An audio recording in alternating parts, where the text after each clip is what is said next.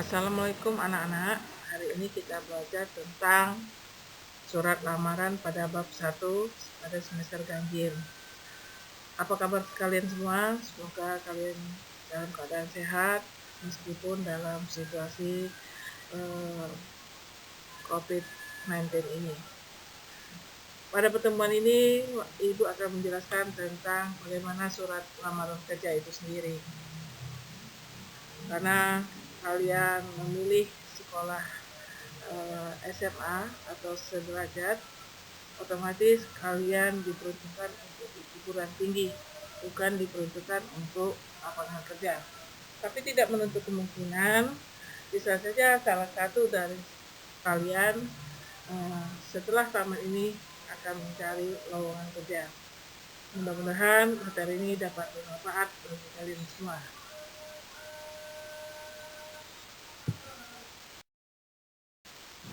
Adapun kompetensi dasar kita itu 3.1 untuk pengetahuan, yaitu mengidentifikasikan isi dan sistematika surat lamaran pekerjaan yang kita baca. Sedangkan untuk 4.1 menyajikan simpulan sistematika dan unsur-unsur isi surat lamaran baik secara lisan maupun tulisan. Sekarang kita indikator. Indikator adalah tujuan. Setelah kamu mempelajari tentang surat lamaran kerja ini, kalian diharapkan dapat mengidentifikasikan unsur-unsur surat lamaran pekerjaan, kemudian dapat menjelaskan prinsip-prinsip penulisan dan bagian-bagian surat lamaran pekerjaan itu sendiri. Kemudian kalian dapat menulis surat lamaran pekerjaan, baik itu berdasarkan iklan maupun inisiatif sendiri. Sekarang apa surat itu? Surat itu adalah selembar kertas yang berisi informasi, pesan, pertanyaan, dan tanggapan yang sesuai dengan keinginan penulis. Kegiatan berkomunikasi dengan surat tersebut atau dengan kata lain koresponden. Nah, surat itu sebetulnya terbagi atas 3. Ada yang disebut orang surat resmi, surat tidak resmi, dan surat niaga. Nah, dalam surat lamaran kerja ini itu termasuk ke dalam surat resmi pribadi. Mengapa dia katakan pribadi? Karena surat itu dikeluarkan oleh seseorang untuk suatu badan atau suatu instansi. Nah, bentuknya secara resmi, tetapi yang mengeluarkan adalah seseorang, maka dikatakan surat lamaran pekerjaan itu surat resmi pribadi, atau dengan kata lain para ahli mengatakan surat semi resmi. Sedangkan surat resmi itu surat yang dikeluarkan oleh suatu badan atau untuk suatu instansi lain. Kemudian kalau surat niaga itu surat jual beli, dan surat pribadi itu surat yang dikeluarkan oleh seseorang dan untuk seseorang. Fungsi surat adalah sebagai bukti nyata hitam di atas putih, terutama surat-surat perjanjian.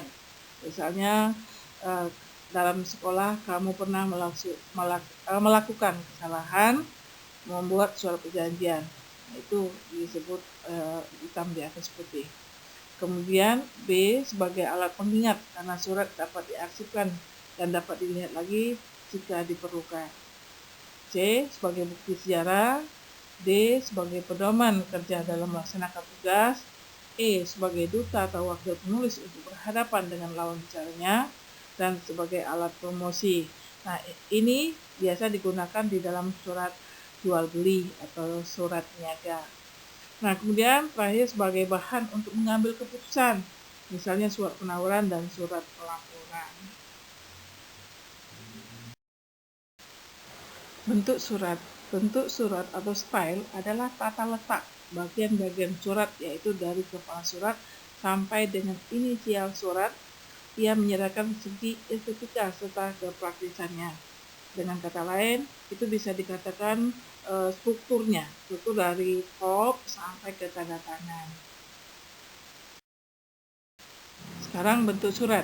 Menurut sejarah persuratan, bentuk yang diperkenalkan oleh Belanda itu biasanya dengan bentuk lekuk atau dengan kata lain bentuk lama. Sedangkan Amerika Serikat itu mengenalkan bentuk yang baru, yaitu bentuk lurus.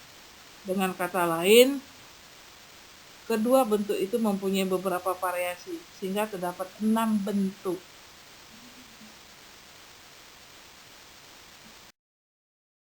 Bentuk surat. Bentuk surat itu terbagi atas 6. 1. Format lurus penuh.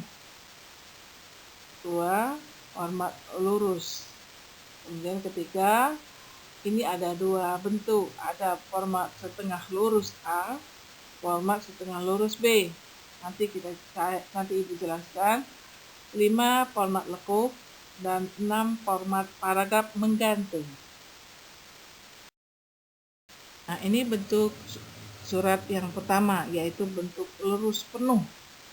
Yang dimaksud dengan penuh itu dimulai dari kop. Itu kalau dia surat untuk sterilisasi. Nah, tapi kalau untuk surat lamaran pekerjaan tidak mesti harus ada kop suratnya, tapi dimulai dari tanggal. Jadi, surat lamaran itu dimulai dari tanggal sampai ke tanda tangan itu lurus penuh. Lurus, tidak ada ya namanya lurus ya, atau dengan kata lain balok. Dari tanggal, nomor surat, lampiran, hal, alamat dituju, salam pembuka, isi dan penutup, dan tanda tangan semuanya lurus. Nah, ini format lurus, itu format yang kedua. Nah, beda dengan yang nomor 1 tadi. Kalau nomor 1 tanggalnya sama, sejajar. Nah, ini tanggalnya di samping kiri kertas. Nomor suratnya di sebelah kanan kertas, dan begitu juga alamatnya. Alamat, pembuka, isi, dan penutup lurus. Tapi tanda tangannya di kiri kertas. Dan tembusan inisial. Jadi agak berbeda dengan yang pertama tadi. Hal ini saya harap kalian bisa membedakan kedua tadi. Untuk format bagian ketiga ini, yaitu setengah lurus bagian A, atau dengan kata lain semi block style. Dapat kalian lihat dari gambar ini bahwa perbedaannya, bahwa tanggal itu di sebelah kiri kertas, sedangkan nomor surat di sebelah kanan kertas. Sedangkan alamat dia di bawah tanggal, tapi dia tidak sejajar. Sedangkan untuk pembuka, isi, dan penutup, yang membedakannya paragraf atau alinea lebih menjorok ke dalam. Sedangkan yang pertama dan kedua tadi, dia bentuknya lurus semua. Kalau ini misalnya saya yang bertanda tangan di bawah ini itu menjorok ke dalam, begitu juga isinya dan penutup. Sedangkan tanda tangan itu di sebelah kiri kertas, tembusan sebelah kanan kertas. Untuk format keempat, yaitu setengah lurus bagian B, semi block style B, itu bisa kalian lihat bedanya, yaitu terletak di alamat yang dituju. Dia terletak di bawah nomor surat, lampiran, dan perihal. Sedangkan yang nomor A tadi, dia di bawah tanggal. Nah, itu saja yang membedakannya. Yang lain sama, seperti yang format tengah lurus bagian A. Format kelima itu format lekuk. Hampir sama seperti nomor 4 tadi, tapi berbeda di nomor surat, lampiran, hal, dan alamat yang dituju. Dia bentuknya lebih zigzag. Nomor, kemudian lampiran menjorok ke dalam, hal menjorok ke dalam, yang terhormat, dan itu menjorok ke semua ke dalam. Begitu juga dengan tanda tangannya, bentuknya zigzag. Tapi letaknya sama seperti yang nomor 4 tadi. Itu dari pembuka, isi, dan penutup, alineanya menjorok ke dalam. Format surat yang keenam, yaitu format paragraf menggantung. Nah, format yang keenam ini agak berbeda, atau dengan kata lain berbeda sama sekali dengan format 1 sampai nomor 5. Bisa kalian lihat, yaitu di tanggal, di tanggal pada umumnya memang letaknya di situ. Tetapi hal antara nomor lampiran dia terpisah sendiri, sedangkan yang terhormatnya di bawah lampiran. Yang lebih anehnya lagi, kamu lihat gambar di sini. Untuk alinea atau paragraf pembuka, isi dan penutup, dia menjorok keluar, bukan menjorok ke dalam. Itu. Sedangkan tanda tangan sama seperti hal yang lainnya. Nah, dari keenam bentuk atau format surat ini bukan berarti ini jelek, nomor 6 jelek, nomor 5 jelek, atau yang lainnya. Ini hanya bisa terletak dari perkembangan bentuk surat itu sendiri. Bukan berarti salah satu itu tidak boleh digunakan atau ini tidak bagus, ini bagus, bukan seperti itu. Tetapi keenam format itu semuanya bagus. Tetapi sekarang disarankan atau dianjurkan itu bentuk lurus. Itu yang lebih lumrah dipakai sekarang ini. Sekarang bagian-bagian surat atau dengan kata lain struktur surat. Bagian surat yang pertama itu adalah kepala surat atau disebut dengan kop surat. Kepala surat atau kop surat itu memiliki unsur-unsur, yaitu unsur utama dan unsur tambahan. Unsur utama yang wajibnya itu nama perusahaan, alamat lengkap, dan nomor telepon. Sedangkan unsur tambahan itu logo. Jadi logo boleh ada, boleh tidak. Tapi alangkah baiknya kalau ada logonya. Karena apa? Logo merupakan simbol jabatan atau perusahaan itu sendiri. Sedangkan nama bank, langganan atau alamat kantor, cabang, dan bidang usaha lainnya. Tetapi di dalam surat lamaran kerja, kop tidak diperlukan. Contoh penulisan kop surat dapat kalian lihat ada yang bentuknya salah dan benar. Bisa saya jelaskan, yang salah terletak di dalam misalnya salah satunya jalan. Jalan di dalam kop surat tidak mesti disingkat. Itu salah satu tata bahasa yang baik dan benar. Jadi harus menggunakan kata jalan, betul ya, JALAN. Nah, untuk bentuknya itu diserahkan kepada instansi itu sendiri atau perusahaan itu sendiri. Boleh dia menggunakan rata kanan, bisa juga menggunakan rata kiri kanan. Itu tergantung kepada kop pada instansi itu sendiri. Bisa kamu lihat, mungkin pernah kamu lihat kop-kop yang digunakan di instansi kita, yaitu satu model tunggal, biasanya menggunakan rata kiri kanan. Bagian surat kedua yaitu tanggal surat. Tanggal surat itu berfungsi untuk memberitahu kepada si penerima surat kapan itu ditulis. Tanggal surat dinas tidak perlu didahului oleh nama kota. Karena apa? Nama kota sudah terletak di dalam kop surat. Tetapi jika surat tersebut tidak memiliki kop, baru kita gunakan nama tempat. Misalnya Lubuk Linggau, tanggal berapa, kemudian bulan berapa, dan tahun 2020. Untuk bulan itu tidak boleh disingkat. Karena apa? Bisa berakibat fatal. Misalnya 30 Jul itu bisa. Ya. Jadi kalau mau Juli. November, jangan tetapi November. Jadi tidak boleh disingkat. Ketentuan itu sudah berlaku untuk dalam suratan pribadi juga. Jadi bukan harus surat resmi atau surat lamaran kerja saja, tetapi berlaku juga untuk surat pribadi.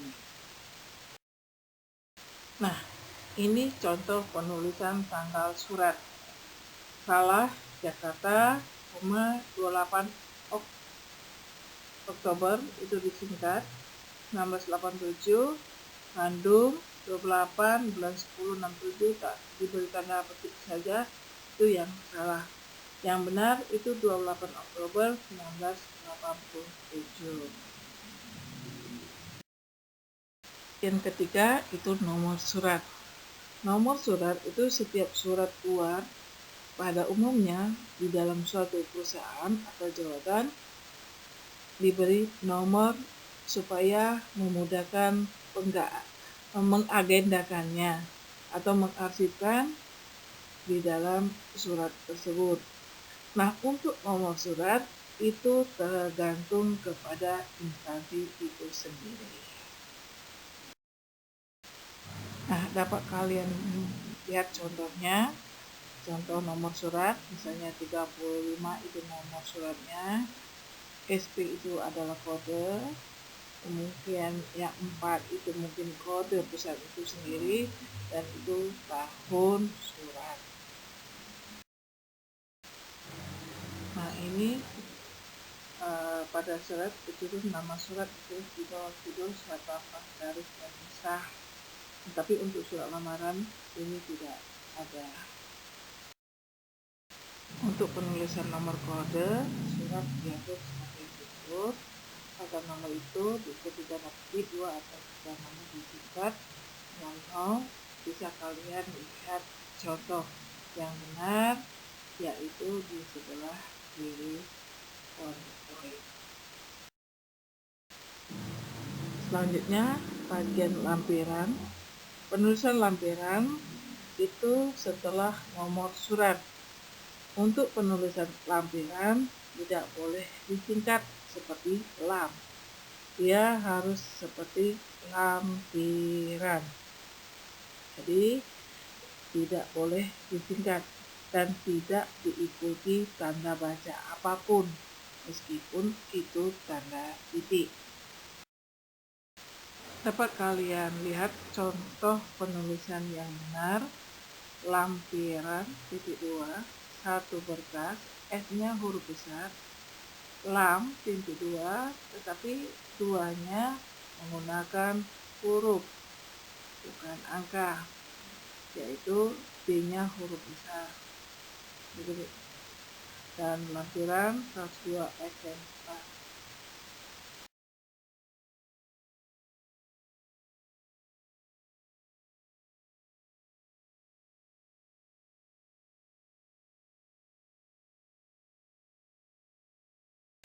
Bagian kelima itu adalah hal surat. Penulisan hal setelah lampiran fungsinya untuk pembaca supaya mengetahui lebih cepat maksud dan tujuan surat itu sendiri.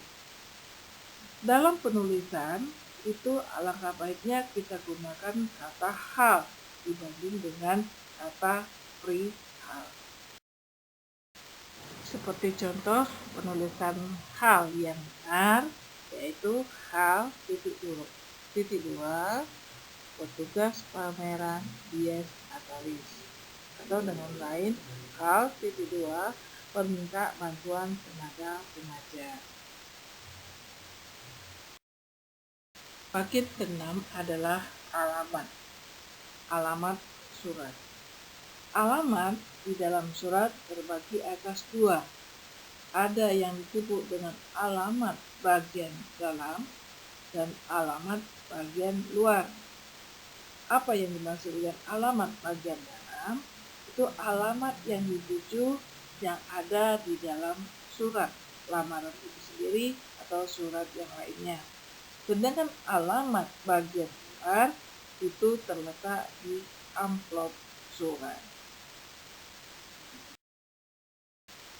Penulisan alamat dalam surat itu ada aturan tersendiri. Misalnya kalau di dalam surat kita tidak mesti menggunakan lagi kata kepada, karena kata kepada itu digunakan di dalam alamat luar. Sedangkan untuk yang jalan, kemudian nomor surat itu sama halnya kita harus sesuaikan dengan kaidah bahasa yang baik dan Dalam penulisan alamat itu dapat kalian perhatikan. Ini saya ibu contohkan, ada yang benar dan ada yang salah. Kemudian untuk salam pembuka. Salam pembuka ini fungsinya untuk menandakan tanda hormat penulis sebelum menulis surat sebagai alat komunikasi kepada si penerima. Pada umumnya, salam pembuka itu tergantung kepada jenis surat itu sendiri. Apa dia surat resmi? Kalau surat resmi pada umumnya menggunakan dengan hormat, beda dengan surat pribadi. Bisa kita gunakan dengan yang lain.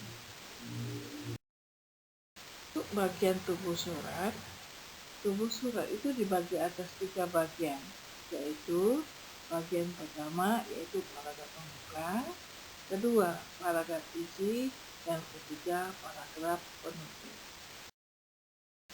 Paragraf pembuka itu tergantung kepada jenis surat itu sendiri. Selanjutnya paragraf isi surat merupakan pokok surat yang memuat sesuatu yang diberitahukan, yang dikemukakan, atau yang dikehendaki oleh pengirim surat. Atau dengan kata lain, kalimat-kalimat dalam paragraf isi itu merupakan sesuatu yang hendak disampaikan si penulis, dan penulisannya diharapkan agar pendek tetapi jelas rumusannya sehingga menarik untuk dibaca. Untuk paragraf penutup, yaitu berfungsi sebagai kunci isi surat atau penegasan isi surat. Bagian penutup ini merupakan ucapan terima kasih kepada penerima surat atau untuk mengakhiri pembicaraan dalam surat itu sendiri. Nah, untuk paragraf penutup bisa kamu lihat contoh yang benar dan yang salah di PowerPoint ini. Bagian terakhir yaitu salam penutup, berfungsi untuk menunjukkan rasa hormat penulis kepada penerima surat. Bisa kalian lihat contoh penulisan salam penutup yang benar. Pada umumnya menggunakan hormat kami. Dan penanggung surat. Penanggung surat dalam surat dinas atau surat resmi itu dianggap sah jika ditandatangani oleh pejabat yang berwenang atau pimpinannya. Nama jelas penandatangan dicantumkan di bawah tanda tangan dengan huruf awal setiap kata itu ditulis kapital tanpa diberi tanda kurung atau diberi tanda baca yang lainnya. Kemudian jika akan dicantumkan nomor induk pegawai atau NIK-nya pejabat itu sendiri, yang bersangkutan boleh-boleh saja antara nama jelas dan jabatan. Nah, di sini dapat kalian lihat dan kamu perhatikan penulisan yang benar dan yang salah. Begitu juga dengan penulisan penggunaan bentuk singkatan atas nama dan buku atau yang lainnya. Bisa kamu perhatikan contoh yang di dalam PowerPoint. Dan yang terakhir yaitu tembusan. Tembusan itu berfungsi untuk memberitahukan kepada pembaca bahwa surat tersebut dikirimkan juga kepada pihak lain yang perlu ikut mengetahui isi surat itu. Dapat kalian lihat contoh penulisan yang baik dan yang salah. Untuk inisial itu bisa juga disebut dengan kesandi atau kode pengenal yang berupa singkatan nama pengonsep.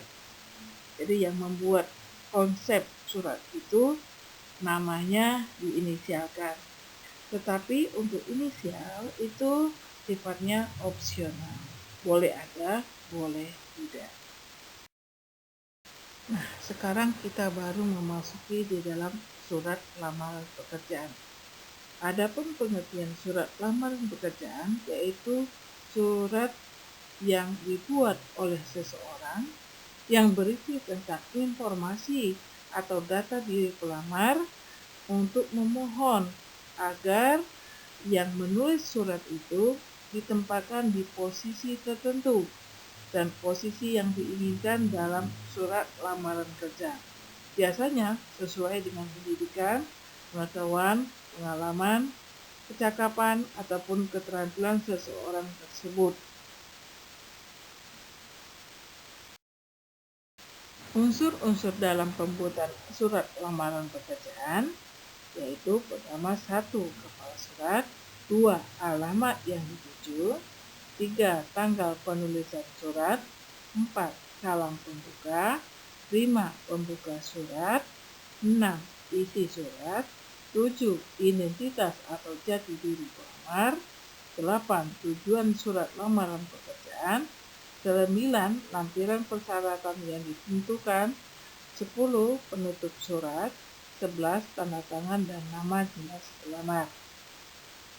Untuk unsur pertama, kalau surat lamaran itu dibuat oleh seseorang dan untuk ditujukan kepada suatu badan atau suatu instansi atau perusahaan, untuk kepala surat tidak digunakan.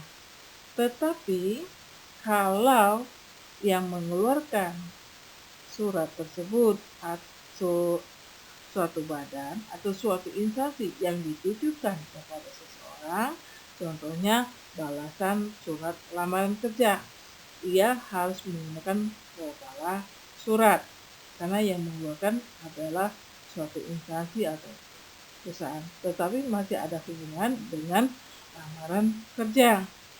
Jadi balasan surat lamaran kerja itu pun terbagi atas 1.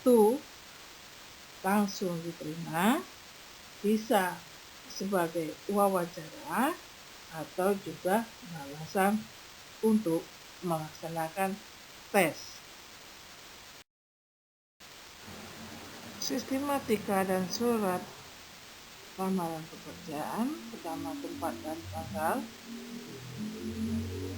lampiran dan perihal, alamat surat, salam pembuka, alinea pembuka, isi, penutup dan tanda tangan dan nama terang. Beda dengan yang pertama tadi. Kalau yang pertama tadi itu umumnya untuk surat resmi lainnya. Sistematika dan ciri surat lamaran pekerjaan pada lazimnya itu pertama tempat dan tanggal lahir, 2. Lampiran dan perihal, 3. Alamat surat, 4. Salam pembuka, 5. Alinea pembuka, 6. Isi, 7. Penutup, 8. Tanda tangan dan nama terang. Jelas berbeda dengan yang kita jelaskan pertama tadi. Kalau yang pertama tadi itu untuk surat resmi yang lainnya seperti surat panggilan, surat cuti, surat ERA, dan lain-lainnya. Untuk prinsip-prinsip surat lamaran pekerjaan, pertama itu harus terarah. Terarah maksudnya surat itu harus dialamat kepada yang berhak menerimanya. Terarah kemana tujuan surat itu harus jelas, tanpa basa-basi, tanpa bertele-tele. Kemudian bahasa surat lamaran kerjaan itu menggunakan bahasa yang baik dan benar. Kalimatnya harus sederhana, mudah dipahami, sehingga yang menerima surat lamaran itu dapat memahami. Kemudian pelamar menyebutkan dirinya dengan kata ganti saya, bukan aku, kami, dan lainnya. Kemudian sistematikanya harus mengikuti karangan surat yang baku, yang lazim yang kita pakai, sehingga bersih, terarah, menarik, dan rapi. Untuk tulisan, surat lamar pekerjaan lazimnya ditulis dengan tangan. Karena dalam tulisan kita dapat menentukan karakter seseorang. Tetapi jika suatu badan atau suatu instansi menginginkan surat lamaran pekerjaan itu ditulis dengan komputer, itu boleh-boleh saja, sah-sah saja, karena mungkin mereka ingin rapi atau tulisannya bagus. Tetapi alangkah baiknya kalau membuat surat lamaran itu ditulis tangan, sehingga salah satu poin kepribadian si pelamar dapat dilihat oleh si penerima surat lamaran kerja itu sendiri. Hal-hal yang perlu diperhatikan dalam pembuatan surat lamar pekerjaan yaitu identitas. Di dalam penulisan identitas kita harus selengkap-lengkapnya, dimulai dari nama lengkap sampai ke pengalaman pekerjaan yang dibutuhkan oleh si perusahaan atau si instansi itu sendiri. Yang tak kalah pentingnya dari surat lamar pekerjaan yaitu isi lampiran. Lampiran dalam surat lamar pekerjaan biasanya terdiri dari daftar riwayat hidup, fotokopi ijazah, fotokopi KTP, dan lain-lainnya. Diharapkan kita sebagai penulis, alangkah baiknya apa yang ada di dalam atau yang kita miliki, baik itu sertifikat atau yang lain-lainnya, kita masukkan atau kita cantumkan dalam isi lampiran, gunanya sebagai bahan pertimbangan suatu badan atau suatu instansi atau kata lain perusahaan untuk menerima kita sebagai tenaganya. Yang tak kalah pentingnya dari surat lamar pekerjaan itu adalah isi lampiran. Lampiran dalam surat lamaran biasanya terdiri dari riwayat hidup kita, kemudian foto ijazah, fotokopi KTP, dan yang lain-lainnya yang kita anggap perlu, yang perlu harus kita cantumkan. Karena apa? Di dalam isi lampiran itu salah satu pertimbangan orang atau pertimbangan perusahaan untuk menerima kita sebagai pegawai atau sebagai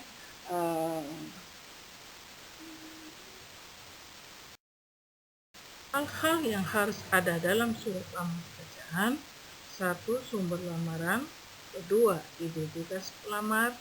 3. Kualifikasi pelamar. 4. Harapan.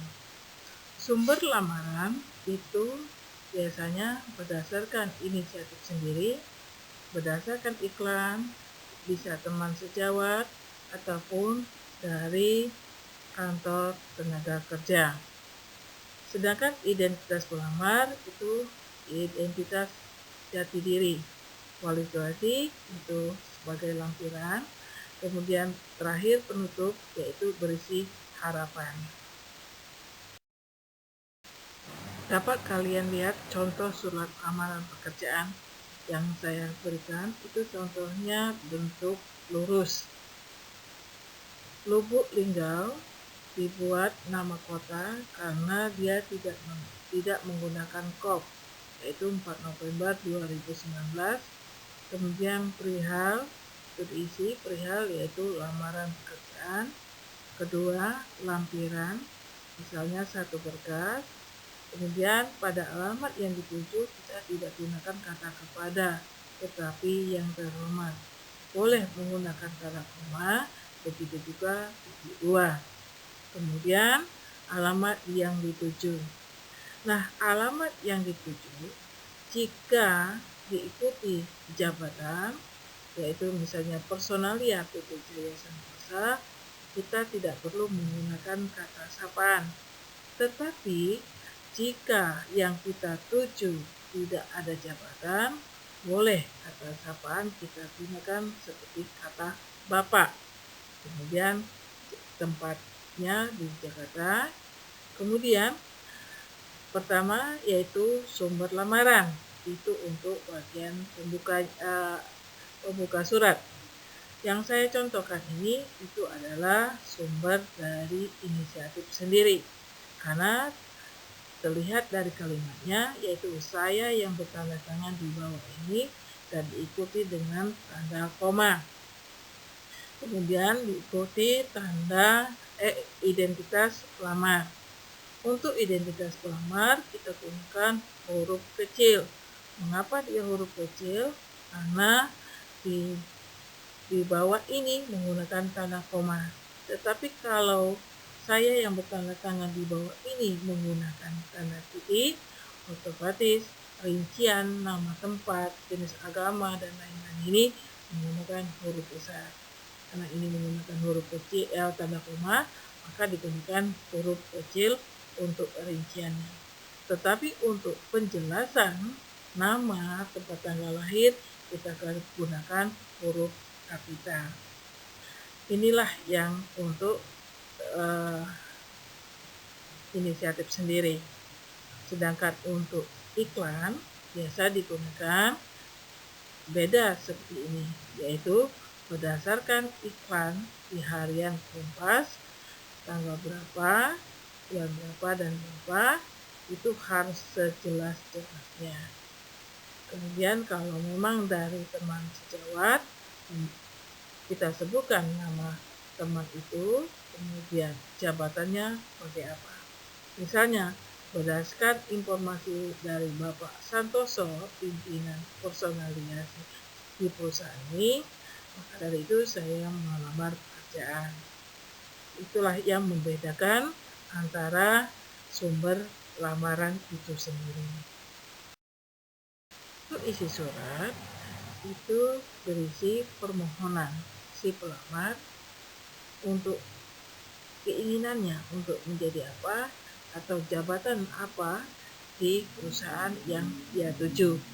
Kemudian kita si pelamar harus mencantumkan hal-hal yang dianggap penting sebagai bahan pertimbangan perusahaan agar si pelamar diterima, seperti fotokopi jasa, fotokopi kartu pencarian kerja, atau surat keterangan dari dokter yang kita anggap perlu sebagai bahan pertimbangan perusahaan supaya kita diterima. Kemudian bagian penutup. Bagian penutup berisi harapan si pelamar agar diterima. Misal dicontohkan, demikianlah permohonan ini saya buat dengan sebenar-benarnya. Besar harapan saya untuk dapat bergabung di perusahaan Bapak. Terus perhatian Bapak itu saya ucapkan terima kasih. Kemudian hormat saya ditandatangani bentuknya lurus atau sejajar, dimulai dari alamat yang dituju, lampiran, perihal, dan lain-lainnya. Demikianlah materi surat lamar pekerjaan. Semoga dengan surat lamar pekerjaan ini kalian dapat mengidentifikasikan surat lamaran, membuat surat lamar pekerjaan, dan menentukan bahasa yang digunakan dalam surat lamar pekerjaan dan dapat dipahami. Bagi yang belum paham, bisa ditanyakan di Google Classroom. Demikianlah materi kita surat lamar pekerjaan. Semoga dengan berakhirnya surat lamar pekerjaan ini, kalian dapat menentukan identifikasi surat lamar pekerjaan, jenis-jenisnya, kemudian struktur, bahasa yang digunakan dalam surat lamaran, dan membuat surat lamar pekerjaan ini. Bagi yang belum paham, bisa ditanyakan di Google Classroom atau di Telegram. Dengan ini saya akhiri. Assalamualaikum warahmatullahi wabarakatuh.